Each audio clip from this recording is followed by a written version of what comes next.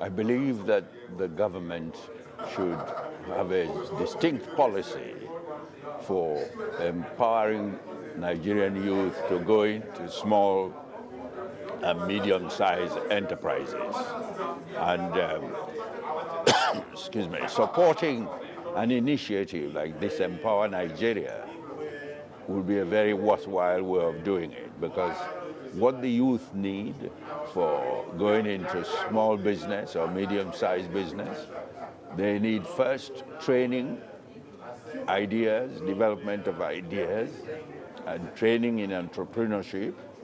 They need access to finance, and they also need equipment and machinery that would sustain whatever manufacturing business they want to go into.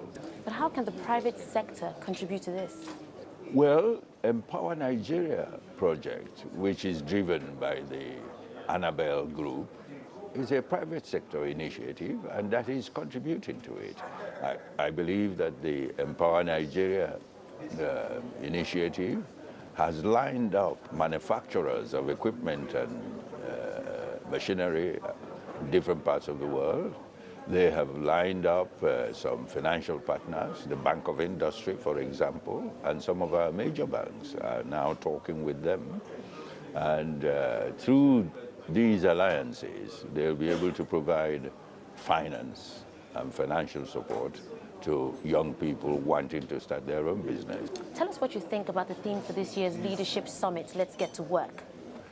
I believe that's a very appropriate theme, because we've been talking too much about youth unemployment. We've been talking too much about empowering the youth. We need to actualize that talk.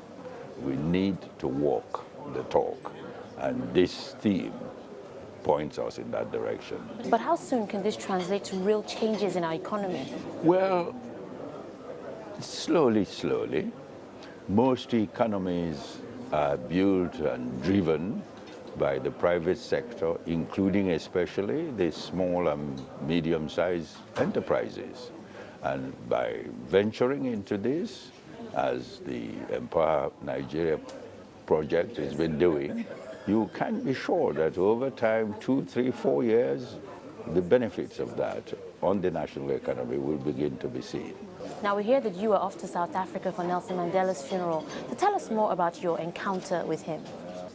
Well, I first met Nelson Mandela in prison at Portsmouth in 1986, and thereafter, 1990, when I became Commonwealth Secretary General, I worked with him very closely during the negotiations that began in Johannesburg on the 1st of December 1991 and ended with the agreement to end apartheid on 17th November 1993. I visited South Africa 11 times, discussing with the State President F.W. de Klerk, with Nelson Mandela, and with other leaders of the other political parties.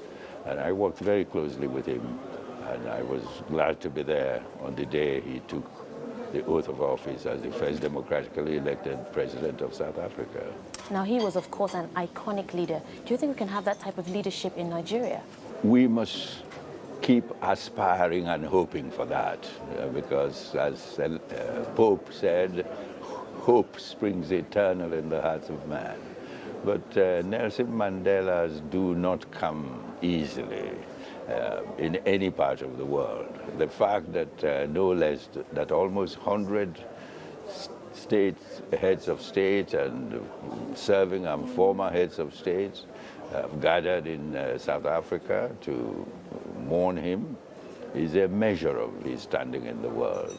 And I myself am leaving for South Africa tonight to go and join in paying my last respects to Madiba.